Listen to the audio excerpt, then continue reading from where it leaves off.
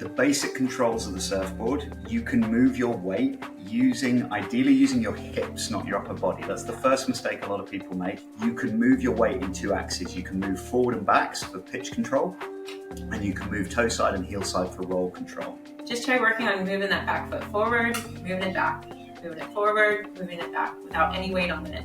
And then try to incorporate a turn right after you move your foot back. I think people are also shocked by how far you do actually have to paddle. In terms of fitness and endurance, that is a big limiting factor for a lot of the people that come through. Almost everyone would benefit from just a little bit more of that endurance.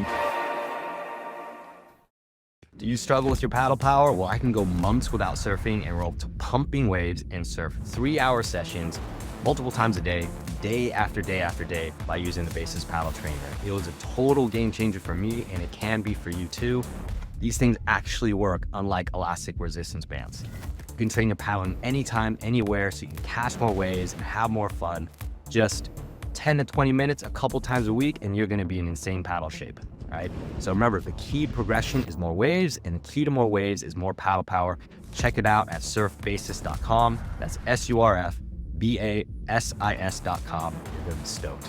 All right, welcome to the Basis Surf Podcast. Very excited because we got Harry Knight, who's the coaching director at Surf Simply, and Jessie Carnes. She's the head coach at Surf Simply. They're a surf retreat in Nosara, Costa Rica. The place looks insane. I was just looking through your Instagram channel and it looks ridiculous. And I've had a lot of friends that have gone through your retreats and they can't speak highly enough of it.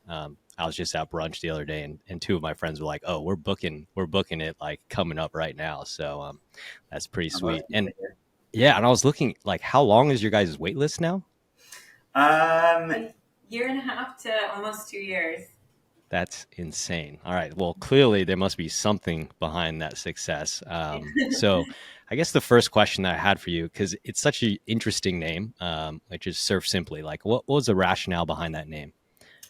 Well, the rationale was we wanted that was the whole base of the coaching, was to simplify, and this is going back 15 years or so. Yeah.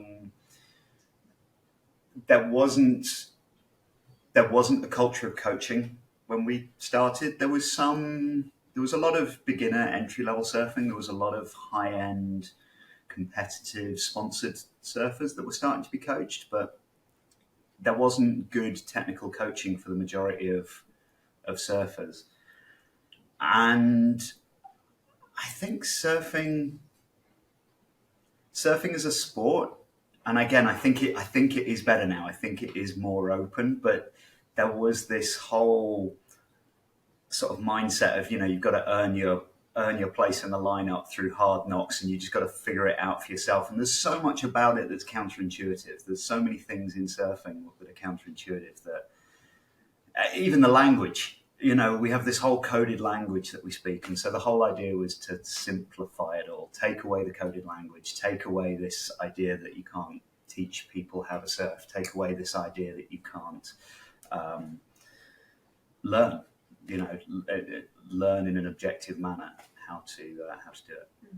Yeah, for sure. It is so interesting.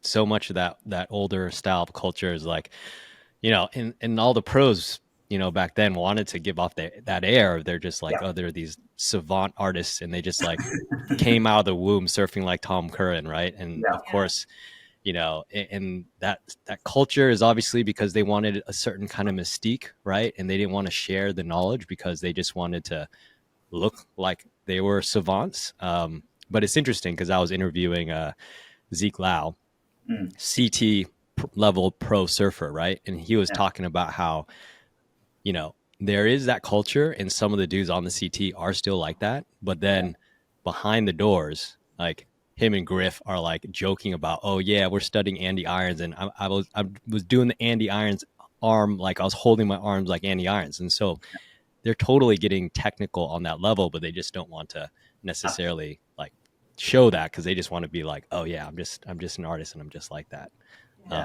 Absolutely. I would say, actually, to add as well, the other side of the what we do at Surf Simply, which is not really mine and Jessie's speciality, but when we were setting the whole thing up, we've all done a a lot of surf trips around the world, and the default is everything's extra. Okay, you're going to the resort. You show up at the resort. Well, do you want a beer? Okay, well, that's a little bit extra. Oh, you want some photos? That's a little bit extra. So the other thing that was simply is we are a little bit more expensive than a lot of camps around the world, but then that is it. We pick people up in the taxi at the airport. All the massages, all the food, all the video, all the photos, all the coaching, everything is a part of that. Yeah. So you can just come in, focus on your coaching, focus on your surfing, and not have to worry about anything else. Like we write it on a board what you're going to do, and you don't even have to think about it. It's just, all right, I'm going to go surf at this time, and I'm going to do theory at this time, and you try to keep it simple. Yeah. Well, I mean, I can see that being an advantage because, like, typically, when you're going on a surf trip, it's like this whole logistical, like, all right, I got to figure out what spot am I going to go to? All right, what are the breaks? Like, where am I going to eat? Like, how am I going to get coaching? How am I going to get footage? Blah, blah, blah. Like it all piles up. You always hit that bit at the end of the trip where you're sitting there with the photographer and he's like, well, here's the photos and it's this much per photo, or I can do you 10 for this much. Yeah. You're like, right. Oh, is it? I want the photo, but do I really want that many? I've almost run out of all my spending money. Yeah. So we just wanted to get rid of all of that, just remove it. Don't have a bar tab to settle at the end of the stay. Don't have, Right. Surfing is stressful enough. We don't need extra stress, right? Yeah. Interesting. So then, so bridging from that, right? You wanted to simplify things. You wanted to kind of codify and like create a structure for surfers to figure out how to surf in a world where, there really wasn't that much kind of detailed instruction. And I think, one of the things that I found interesting is I know that you guys have this concept of the tree of knowledge. Could you elaborate more on that? Because I think that's going to be helpful for a lot of surfers. There's like so much confusion. What do I focus on? So tell us a little bit more about that. Yeah. Well, it's been a work in progress. Well, it is still a work in progress. Yeah. We're constantly changing it. We're constantly trying to add new things. But basically, it's a roadmap to surfing, starting with level 1, which is like total beginner, never touched a surfboard, maybe even never even been in the water before or been to the beach before. And we try to go like that basic, and then we've just grown from there. So we've divided it into 4 levels. You got level 1 basics, level 2, like starting to paddle out, catch waves and reading waves, and is it left, is it a right? How do I get across the wave face? How do I angle my takeoff? And then we kind of go into level 3, which is like your cutbacks and starting to think about maneuvers, cutbacks, whitewater climbs. And then you get into level 4, which is like your snaps, vertical surfing, barrels, aerials, stuff like that. And that's how we like plan someone's week. Like when someone comes in, we'll take a look at their surfing and then help them read the tree of knowledge and figure out where they are at. And then that's how we use it as like a lesson plan. We're like, all right, this week we're going to only work on angle takeoffs, or we're going to only work on cutbacks. I think one of the, again, when we came into this, we hit 2 problems. People were booking to come and stay with us, weeks or months in advance. And we were wanting to figure out where is somebody at with their surfing. And you get the same, if you go onto a website that's got a volume to weight calculator for surfboards. And, the first question is, well, what's your ability level? Mm-hmm. And everyone goes, well, I can stand up on the surfboard, so I'm not a beginner. But I don't have stickers on my board yet, so I'm not advanced. So everyone's intermediate. There needs to be some nuance to that to break that down. So the first tree of knowledge that we did only had about 20 skill sets, broken down. And it was a way of us starting that communication with people that were going to come and stay with us of where are you at? What do you want to be working on? What do you want to be doing? Thinking about planning the week. And also it was a way, I think one of the things that we do differently to probably most other schools that I've been to in the world, we have this curriculum, we built this thing, and there are a huge number of very, very good surf coaches in the world now. There are people that have built these huge careers and very successful things. they are probably better coaches than I am or Jesse is. But it's just them. And one of the big things that we've tried to do, going right back to when me and Rue started teaching, it was we wanted to systemize the coaching so that we could bring in new coaches and train them. And so that if a guest was working with one coach and stepped into another coach and stepped into another coach, we've all got our own way of explaining things. And, I'm maybe a bit more technical and Jesse's a bit more sparkles and unicorns with the way we explain it. But we're talking about the same thing. And my goal is to move through that curriculum in the same way that Jesse's going to move somebody through the curriculum. And so it was that double wing thing. And I think there's now something, we've just done another update on it. And so I think there's now something like 170 boxes of different skills and things that you want to work on. Which sounds intimidating, but I feel like once you read it, it's less intimidating. Because to me, like, to label myself as an intermediate or advanced server is like way more intimidating than, no, okay, I'm only working on like a cutback right now, Right. Like, I don't know. For me, it seems less. Yeah. Yeah, that makes sense. So wait, though, let me just clarify something. You don't go from like catching whitewaters to doing airs? Like it doesn't just go like that? Again, that's still working on them. that is one of those kind of weird little things. Again, if you go back 15, 20 years ago, everyone was just trying to figure out their own way through. There wasn't this culture of coaching, and there was a whole generation of young surfers that looked at, that momentum generation and the coolie kids and airs are becoming an important part of surfing. And you suddenly had a whole generation of younger surfers that did exactly that. They figured out how to stand up on the board. They figured out how to pump and generate a bit of speed and then just boost a big air. Mm-hmm.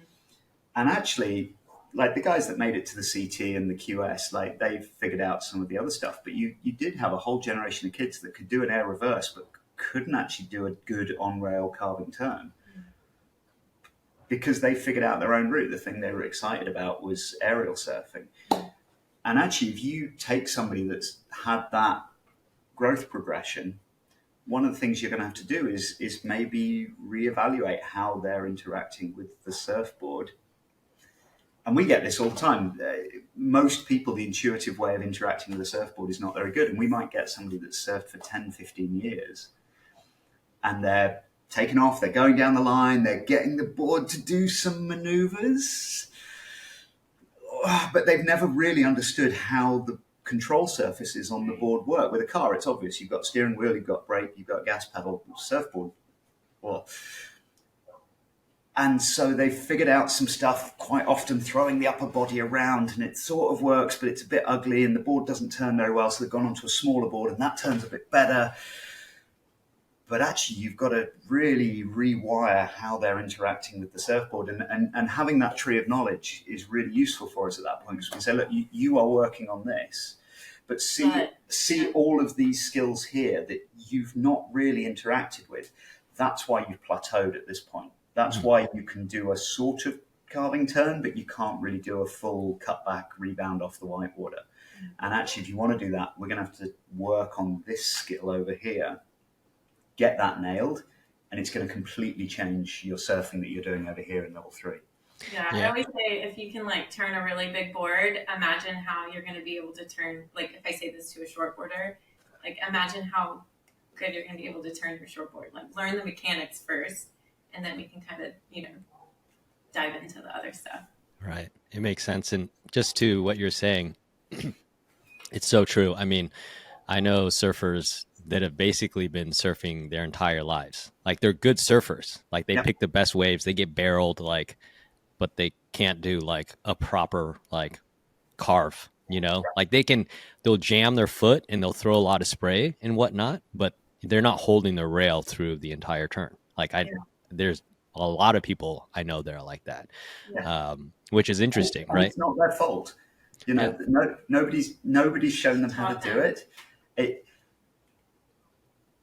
I always talk about how, as a sport, we just don't have this culture of coaching. If you get into tennis or golf and you show up at the club and you're like, oh yeah, I've booked to spend some time with the local pro, like everyone around you goes, oh man, that's cool. Like that's a really good thing that you're doing.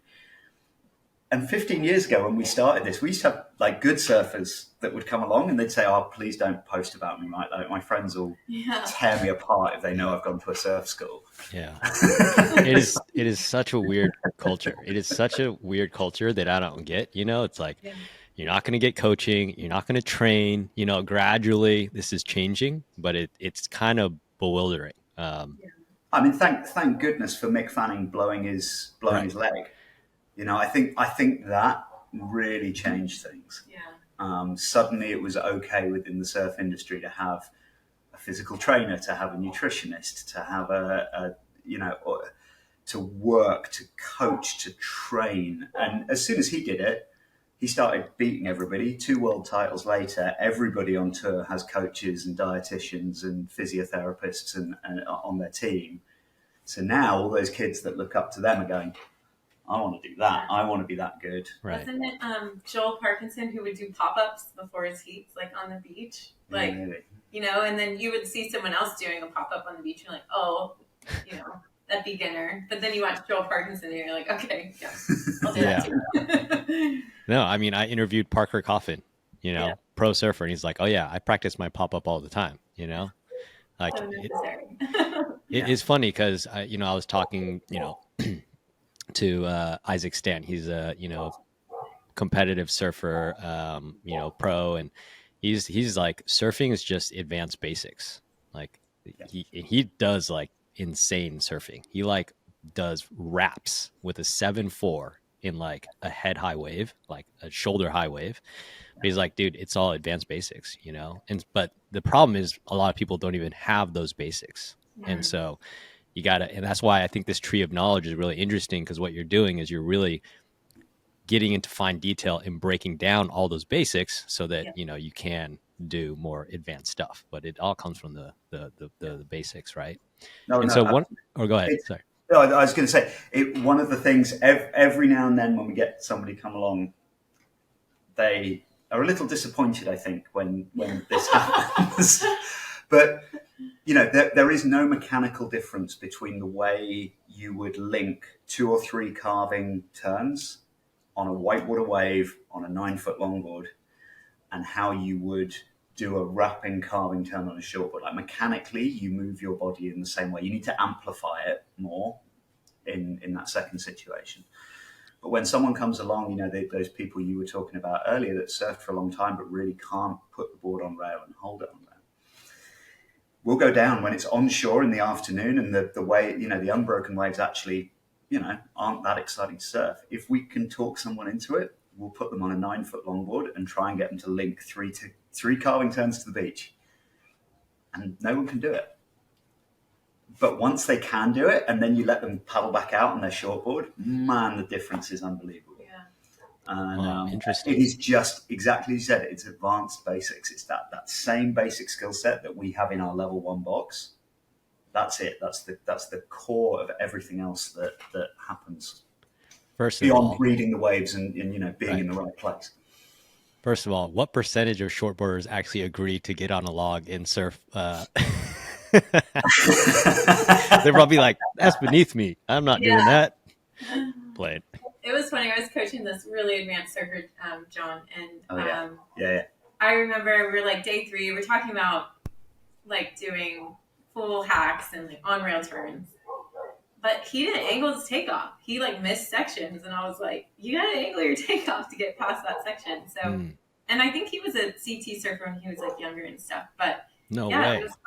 That's insane. Okay. No, QS. He'd done some low-level QS stuff, Right. But I mean, one day we had to sit there and talk about, you missed that section because you needed to angle takeoff, take your high line. So those basics are so, so, so important. Don't let your ego get you, people. No, it's funny because of that culture that we were talking about, where really good surfers will just have like these little holes. Like I was hanging out with a buddy. He like rips, he absolutely rips. But like, for example, he was like, how did you get those bumps on your surfboard? Like with the wax? I'm just like, what?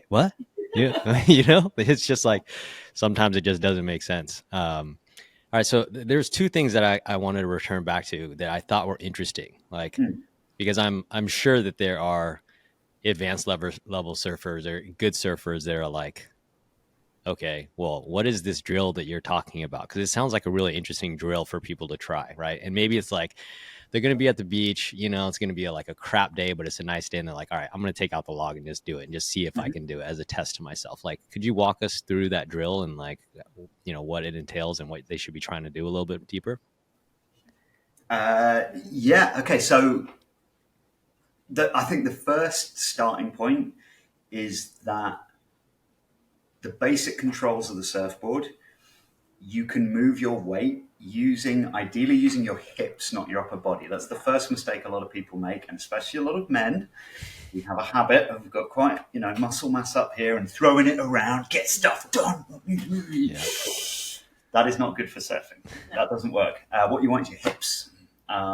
Hip movement is where the majority of the control of the surfboard's going on. There is, again, right up at that high level, we can start thinking about upper body rotation and adding some torque to it. But that wants to be like icing on top of the cake. You've got to have that foundational hip control first. So using your hips, you can move your weight in two axes. You can move forward and backs for pitch control, and you can move toe side and heel side for roll control. And a really good carving turn, those two movements need to be coordinated. So if you bring your weight back very aggressively and just put a little bit of weight in the roll, the board will turn, but it's going to eventually run out of speed and stall out. If you roll the board quite hard, but don't bring the weight back quite enough, the rail will probably dig in and it will tip you off to the side. So if you go for a carving turn, especially if you're not used to a big board, and you go for a carving turn and the board tips and you fall off the side, that's an indicator that you did not bring enough weight into your back leg. And that is just as true if you go out on your short board and you're trying to do a big roundhouse cutback and the board tips and you lose your balance off to the side, it needed more weight in the back leg. Vice versa, you go for the turn, the board does turn, but the wave goes on without you. There was too much weight on the back foot, the board stalled out. And so what we're going to do, we're going to get in the Whitewater, nice big floaty board. I like to say if you're in the Whitewater, if you can find your, for the American listeners, if you can get your weight in kilos, that's helpful. You want about 100% ratio between your weight in kilos and the volume of the board in liters. Because what that means is, so I'm 85 kilos, that's 185 pounds, something like that. If I ride an 80-litre surfboard, which is a bigger longboard, the board is lifting my body clear of the water. And so at that very low speed, there's very little dynamic lift being generated by the board. And I need to have some margin for error. If I try this on a board that's too small, any mistake that I make, the board's going to sink and it's going to be very hard for me to do. And actually, speaking as a larger gentleman, a little taller, your standard longboard that you get, like a 9-foot longboard, that's only about 70 litres. So for somebody that's, up around 200 pounds, like even riding a 9-foot longboard in the Whitewater, that's going to be really difficult. Any mistake you make, that board is going to just sink down into the water. If you can find something with a little bit more volume, those Walden Mega Magics are really good. We use those quite a bit. We've actually designed some boards ourselves to have that little bit more volume to work with in the Whitewater. But all you can do, just try and get the board 20, 30 degrees to the left or the right, take off, bring that weight back, gentle carving turn, bring the weight forwards, re-accelerate, bring the weight back, gentle carving turn, re-accelerate. Using the hips, not forcing the board around with the upper body. Lead with the head, though. You do want to turn the head and look where you want to go because there's a lot of subconscious control of the rest of your body from that. And if you can link 2 or 3 carving turns coming into the beach, like that's that basic mechanic of the surfboard. Anything you'd add to that? I was going to say, if you don't have much whitewater, like where I'm from in Jacksonville, like there's not a lot of whitewater to have. You can also do this like on a day that's like closing out. you know, you can get across the wave face really quick and just practice turning to the beach with your hips and just only focus on that one thing. That could be another good drill. You know, you're talking about drills to kind of focus on. Or if it's like a bottom turn to top turn section, avoid doing the bottom turn to top turn and just work on like doing a carve from the top of the wave face. And again, like in this example that Harry's talking about, bringing the focus just to your hips or just to your feet. And that kind of helps build that. You don't really go out and work on drills when you're just going for a surf. You have to force yourself to do that, you know. Right. So good thing to think about. Yeah, I think the last thing I would add to that, exactly as Jess said, you don't have to do it in the whitewater. The benefit of the whitewater is that in the same time period, you know, you paddle out and you sit there and you wait for a wave to come to you. In the same time period, you can just get so many more waves in the whitewater. And this isn't about going and getting the wave of your life. This is about learning body mechanics. This is about repetition. And you can just, in 20, 30 minutes in the whitewater, you can probably get 15 waves, 15 attempts at this drill. Like, how long would you have to be in the water? If you think about your normal wave count in a session, how long would you have to be in the water to get 15 waves? But if you're presented with just close out Jacksonville Beach on a small day, again, take a big board out. But one of the benefits of the big board in the whitewater as well is it just allows you to slow your brain down. Most people surf in a reactionary way. They're presented with a situation, react, presented with a situation, react. And you can't really train your body very well if everything is a reaction. You need to be moving at the speed of thought, of conscious thought, which is quite slow. Being on that bigger board, having that bit more margin for error, being in the whitewater, all of that stuff allows you to just slow down and think.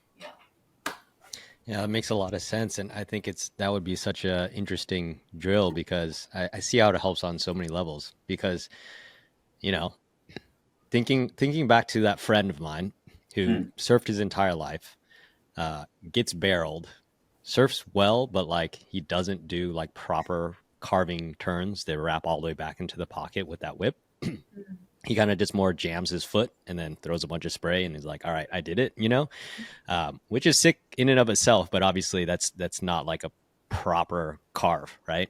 And I feel like so many surfers, even advanced surfers like him, like struggle with this is they don't really commit to like wrapping all the way back. And then by getting on a big board, even though it might be a little bit embarrassing, like teaches you to commit to go all the way back and then all the way forward and all the way back in an environment that, you know, facilitates that. Because I think a lot of surfers are so scared of the wave running past them, right? So they're not willing to commit. So they just do this little short, sharp turn and they just look at their spray probably and like, oh yeah, I threw a lot of spray. But then, you know, they see it back on footage and like, oh, it doesn't look good. You know what I'm saying? And so this would like be a really good way to just teach them to commit all the way back in a low stakes environment. So I was with my friend who's more of a beginner surfer and she was, you know, struggling because, you know, she would catch like one wave an hour, you know, and when you're only catching like one wave an hour, it's really hard to work on those fundamentals. So like drills that you can do in the whitewater, well, you can just get way more volume.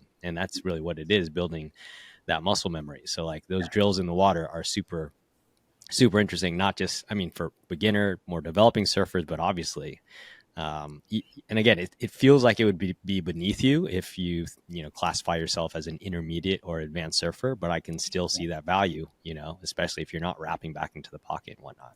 Yeah, I will say that the explanation I always give when I'm talking about it is, you know, if you're an elite athlete, you go to the gym.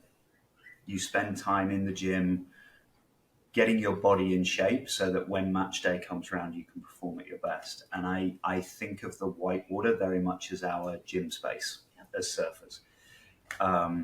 You're not going there to do that. That's not where you're performing at your peak level. That's not where you're showing the world how good you are. That's when you're going in there and you're doing leg day, you're doing arm day, you're doing back day, you know, you're making yourself match fit. And there's a lady, I won't say how old she is because she probably wouldn't like me to. She lives here in Nosara. She is the most rapidly improving surfer that I've seen in a long time, Jamie. Jamie, yeah, she's amazing. She is in the water every single day. If the conditions are what she feels comfortable with, she's out the back, she's catching waves, she's cross-stepping, she's starting to do some cutbacks, all that sort of stuff. On the days when it's not, she's in the whitewater, and she's doing exactly as I said. She will do carving turn, come out of that, cross-step forwards, cross-step back, carving turn, cross-step forwards, cross-step back. And every single day she's in the water, and she's improved so much faster than a lot of other people in town who, when the waves are good, they're out there and they're working on their surfing, and then it's onshore or it's a bit big or it's a bit crowded or whatever, and they decide they won't go out. And her surfing as an older lady, and certainly a lot older than a lot of the other surfers that are at a similar level, her surfing has improved so much because of that dedication to it. Yeah, that you're does. Like hanging 5 in the whitewater, and you're like, all right, there you go. That's sick. I mean, it does seem like just a cheat code, right? Because it's like there's only so many days that are actually good. Here's something you can do when it's not good, and you're always going to have something to work on, and you're just going to triple, quadruple the number of reps, and that means you're going to triple, quadruple your progression. And when it's good, do you really want to throw away that one good wave? Yeah. Like, you're in the right place. You get that great wave. You're flying down the line. Do you really want to throw that away, trying something a bit experimental that you're not quite sure if it will work? Hell no. Like, right. Exactly. You're going to safety surf it. You're going to surf it, within your comfort zone and get out of the water with a big smile on your face. Yeah. Oh, I love that. Say, like, another thing is people, when they come down, they're like, oh, it's onshore or it's not great. And maybe this is because I'm from Jacksonville, but we surfed in crap surf. Like, those were the best days. So, like, I don't know, just when it's onshore and you're itching to surf and you're working on something or the conditions are not great, just go. Put your wetsuit on. Just go. Have a good time. Go train. Go practice. Right. Well, it's nice. It's easy when you live in Nosara and the tropical waves. Not when it's New York and we're about to get the biggest cold freeze ever. Yeah, that's true. But you are right for sure. Everybody should definitely be getting out in small crap waves. I mean that's just going to make surfing bigger waves easier. Well, but I feel like I love this concept of a cheat code, right? Now I know though a lot of people that are listening to this that are, let's classify them, in that intermediate and up range are going to be like, there's no way I'm going to take a bigger board out. Like, what is a cheat code? What is a drill that they can do if you're riding, like let's say anywhere from a mid-length to a short board that they can do on a crappier day when they wouldn't be psyched to surf, but they can work on something that would help them? I mean, the thing I always say, we have our own volume to weight calculator online, and we get every now and then someone leaves a comment on it about how, it's wrong. I'm not going to ride a board that's that big. You can learn to surf on any surfboard, 100%. You can take a tiny little twig stick shortboard and you can learn how to surf on that board. You just have to have a really high tolerance for your own failure.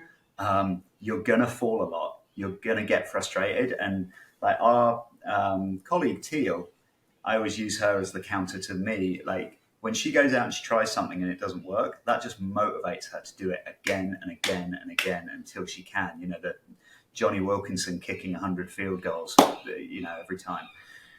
I'm not like that. I've got 2 or 3 attempts in me and I start to get kind of pissed with myself. And like, it's the fun is going out of the activity.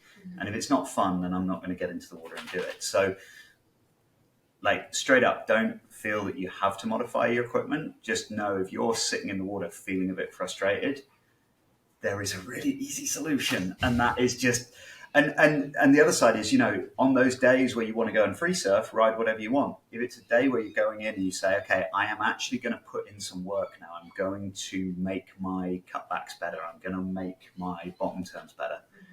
Having a board that is a little bit bigger that's going to slow things down a little bit, it will allow you to think.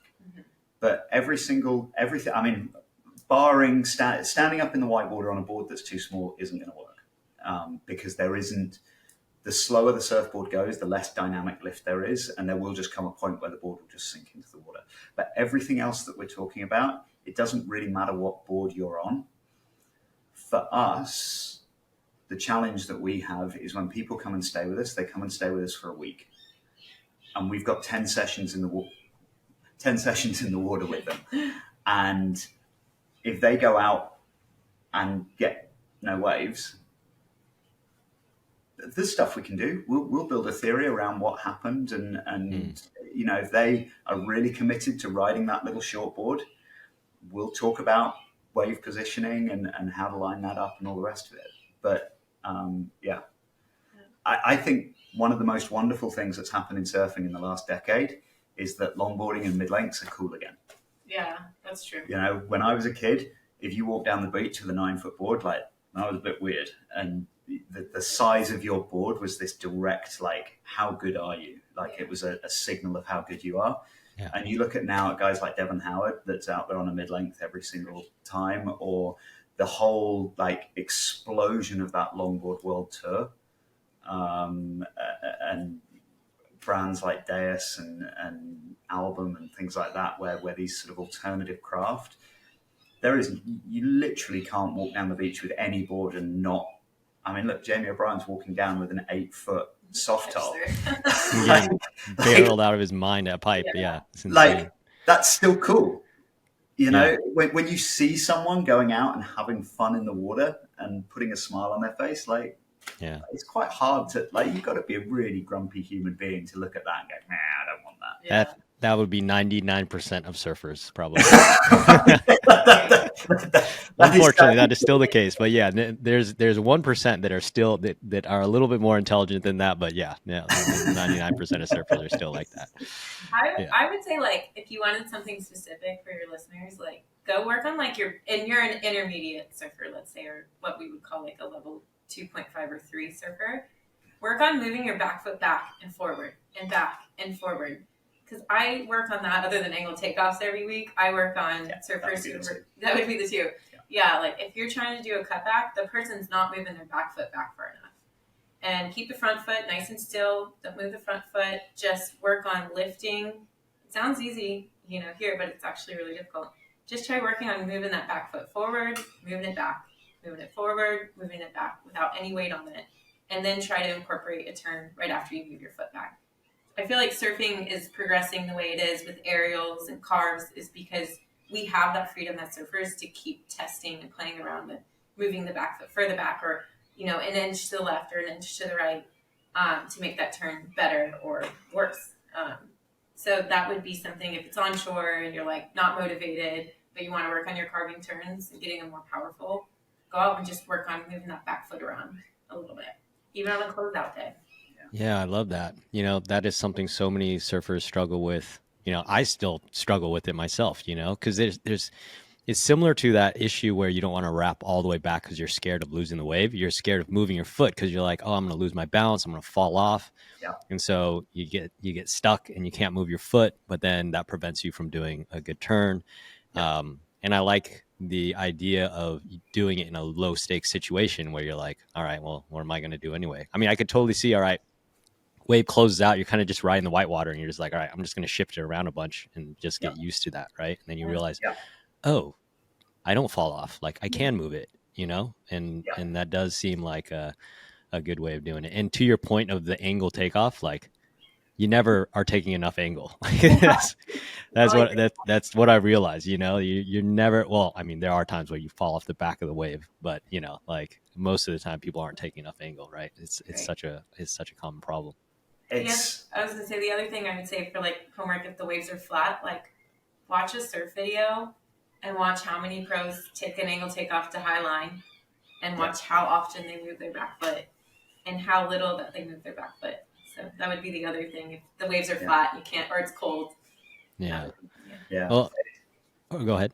As following on with what Jesse was saying, it's a lot of times as well when we watch good surfers, and you watch video, it's really hard to get your head around how big those waves often are. You know, if you watch footage back of yourself, the waves always look a little smaller, and then you watch footage of those pro level athletes, and actually, like those waves are pretty solid. And the rule I always say, you know, the wave is shoulder high or smaller. Like, there is not enough gravitational potential energy for you to be dropping to the bottom of the wave.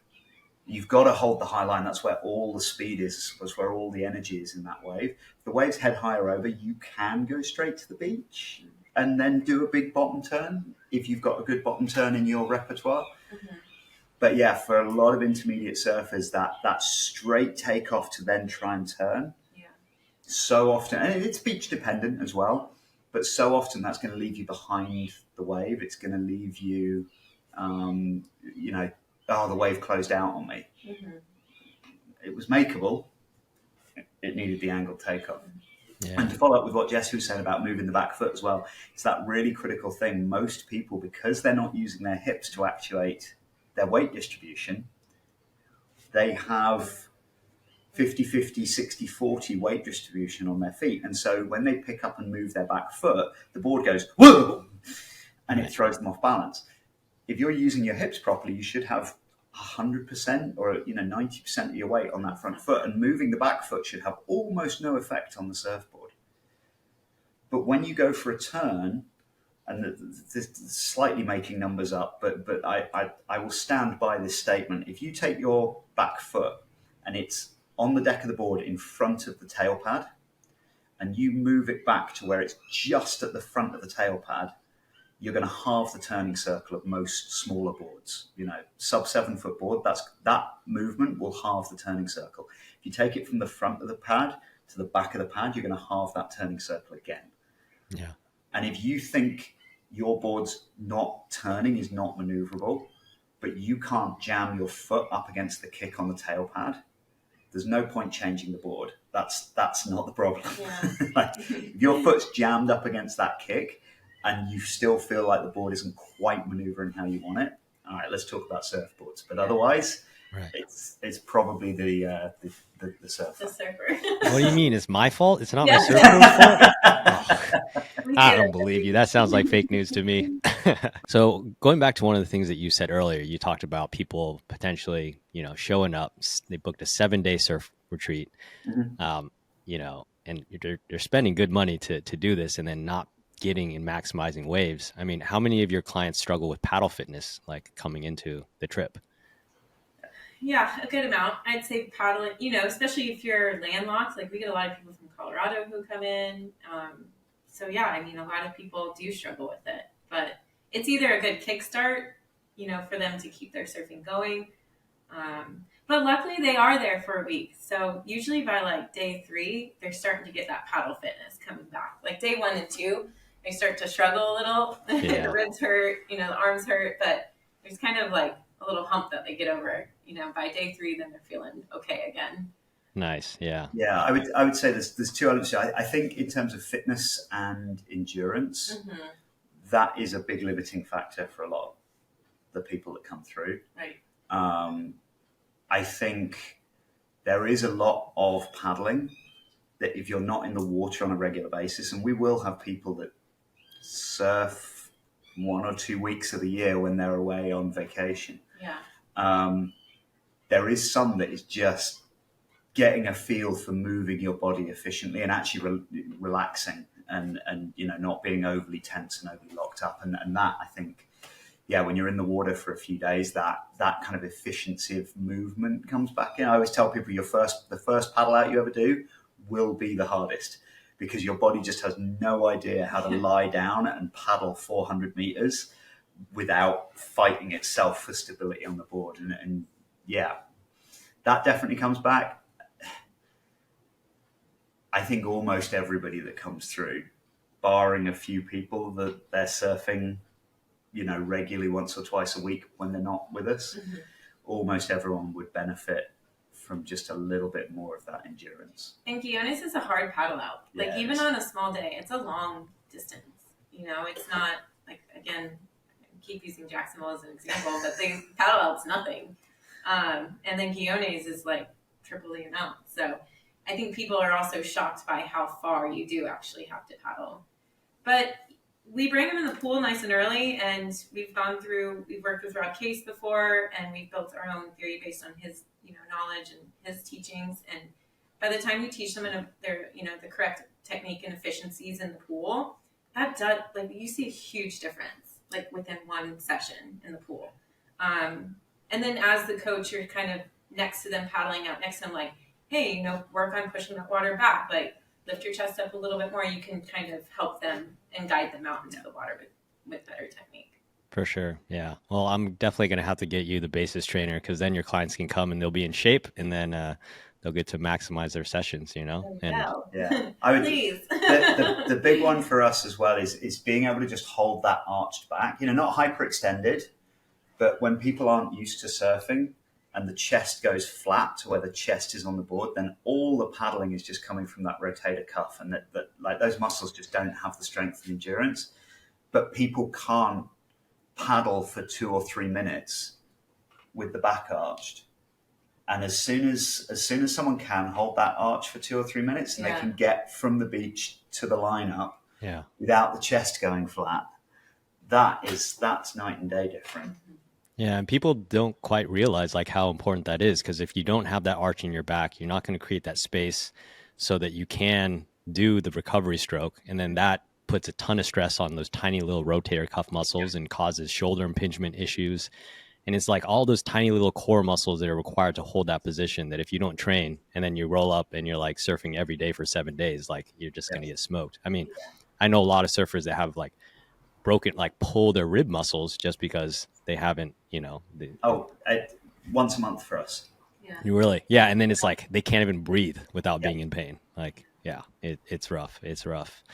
All right. Well, I know we got to work towards finishing up here. I got a couple last questions for you all. So we'll go, Jesse and then Harry, or whatever order you want to take it.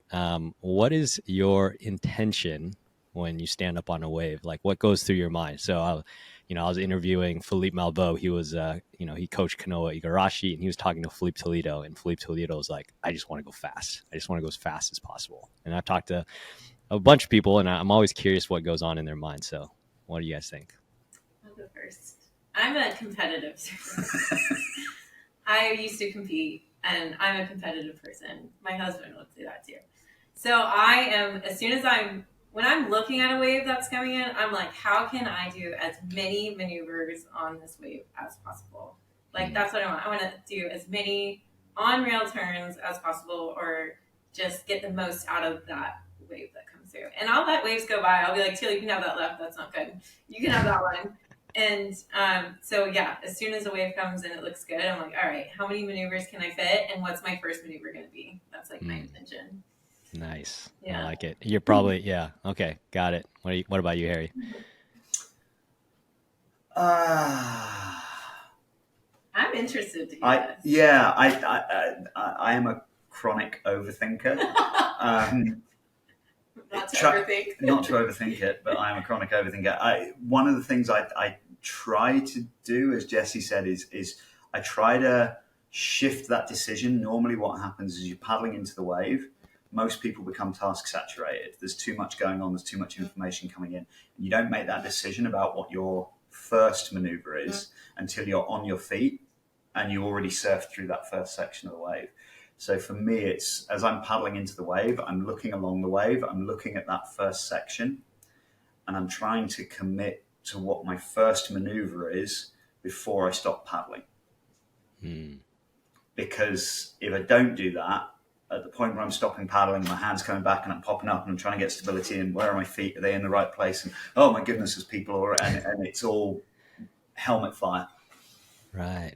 And I have to find techniques to calm that down a little bit. For those of you who are listening, Harry's head is literally on fire right now. I love it. All right. No, I really like that. It's this premeditated approach to that, to setting up your turn. And I think it also kind of forces you to read the wave, earlier, because I think a lot of people are just oh, I think there's a wave behind me. I'm just going to paddle. And they're not really trying to set themselves up and think about that. So I really like that. And obviously your first maneuver is going to set everything up, right? So yeah, I love that. Okay. Well, I think there might be an obvious answer to this, but maybe not. Okay. So what, if you had to surf the same wave for the rest of your life, what would it be? Besides Guiones, okay, obviously, Well, the thing is, the reason we're at Guiones is not like the most amazing world-class wave ever. We're not getting traveling pros in. I do think it's the most consistent wave on the planet. So to be based somewhere, Guiones is amazing because I've been here for 15 years and I've never seen a single day that I couldn't go out and surf. True. And that's a really rare, the North Shore of Hawaii goes flat for 6 months. East and west coast of the US, like the number of days where you can show up and like genuinely have a good surf is very slim.